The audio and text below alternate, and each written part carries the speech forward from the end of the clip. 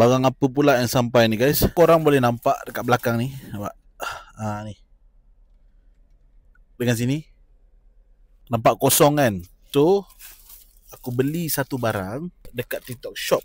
Lagi satu, nak bagi orang duduk dalam kereta dengan selesa. Baru feel macam duduk kat rumah guys. So, inilah dia guys. Brand Soulfly. Kalau kita renyukkan dia sekali pun, dia akan tetap kembali ke posisi asal dia. Senang je. Korang masukkan je, dah boleh pakai. Kejap.